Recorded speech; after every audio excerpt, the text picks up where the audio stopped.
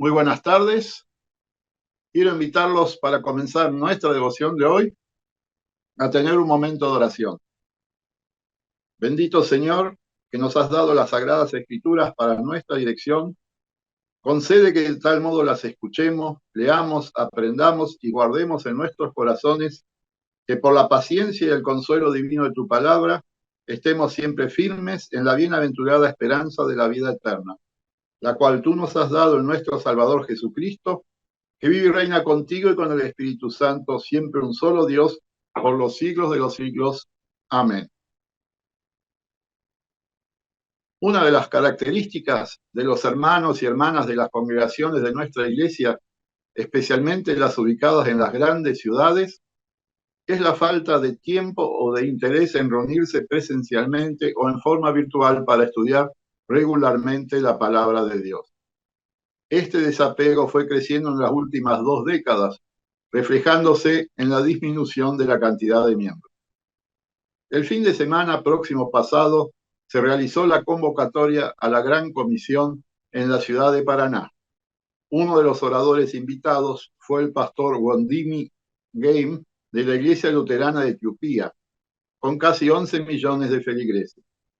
Otras naciones también tienen iglesias luteranas que crecieron en los últimos 50 años, como Tanzania con 7 millones y Madagascar con 3 millones y medio de miembros luteranos. Pero no miremos los números, porque las condiciones sociales, políticas y económicas de cada país son distintas. Pero al ser consultado el pastor Wondimo a qué se debía el crecimiento y la conservación de los miembros, destacó que principalmente se debía a 3 factores.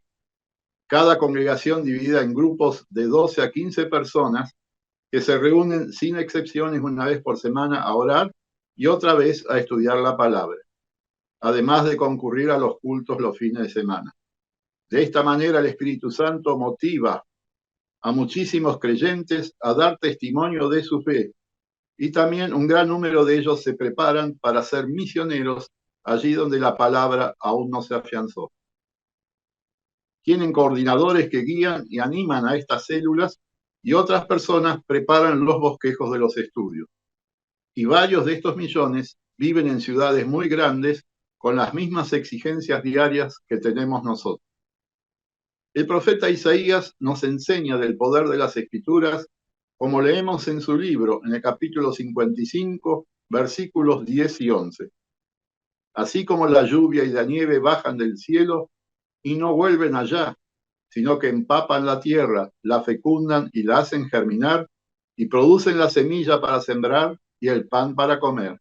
Así también la palabra que sale de mis labios no vuelve a mí sin producir efecto, sino que hace lo que yo quiero y cumple la orden que le doy.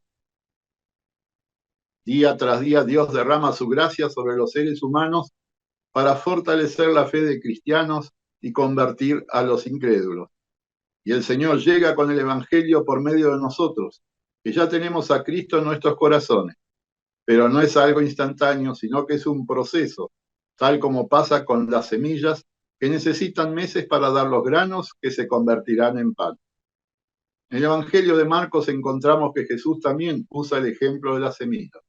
Con el reino de Dios sucede con el hombre que siembra semilla en la tierra, que lo mismo da que esté dormido o despierto, que sea de día o de noche, la semilla nace y crece sin que él sepa cómo.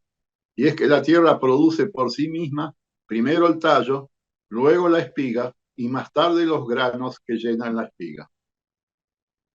Como sucede con la semilla sembrada, nuestra fe va creciendo año tras año y madurando para que nuestros frutos sean mejores y nuestra confianza mayor. Pero de la misma manera que las plantas necesitan recibir regularmente agua y fertilizantes, nosotros también debemos ser regulares en escuchar, leer y meditar en la palabra. Isaías hace una advertencia muy seria en el versículo 6. Busquen al Señor mientras puedan encontrarlo, llámenlo mientras está cerca. No podemos saber cuánto es el tiempo que nos queda en este mundo y debemos estar preparados para entrar a la eternidad con Cristo, como las 5 vírgenes prudentes de la parábola. Además, muchos creyentes se van alejando y entonces ya Dios no está cerca para alcanzarlo.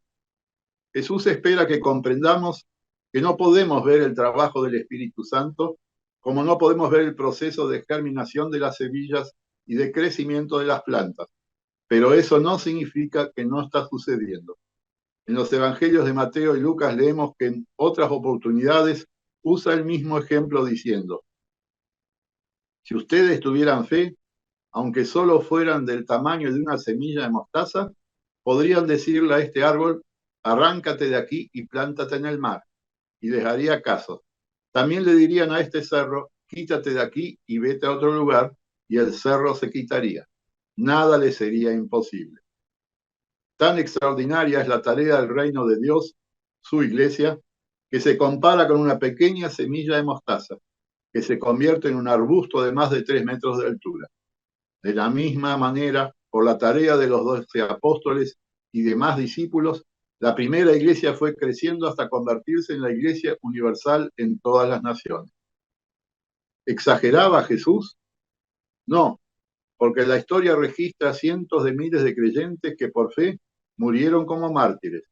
Nosotros conocemos hermanos y hermanas que sobrellevan situaciones económicas muy difíciles, enfermedades crónicas o terminales, o conflictos familiares dolorosos. E igual siguen dando testimonio de fe y aceptando las decisiones divinas con temple y serenidad. Igualmente fundamental en este proceso de crecimiento espiritual es la oración. Así lo leemos en el libro de Santiago, el capítulo 1, versículos 5 y 6. Si a alguno de ustedes le falta sabiduría, pídasela a Dios, y Él se la dará, pues Dios da a todos sin limitación y sin hacer reproche alguno, pero tiene que pedir con fe. El Señor nos invita a pedir que ese contacto que tengamos con su palabra nos haga crecer en conocimiento y en una mayor consagración. Hemos de orar por nosotros, por nuestros hermanos en la fe y por los pastores y por los misioneros, tal como lo escribió Pablo en su carta a los Colosenses. Dedíquense a la oración, perseveren en ella con agradecimiento y al mismo tiempo intercedan por nosotros a fin de que Dios nos abra las puertas para proclamar la palabra. Hoy hemos meditado una vez más en la importancia de las Escrituras en nuestra vida espiritual. Cada uno verá cómo acomodar sus agendas para encontrar el tiempo que Dios espera que le dediquemos y a orar pidiendo al Espíritu Santo que despierte en nosotros el interés en un contacto estrecho. Amén. Que la gracia, la paz y la misericordia de Dios el Padre, de su Hijo Jesucristo y del Espíritu Santo sean con todos nosotros hoy y siempre. Amén. Muchas gracias.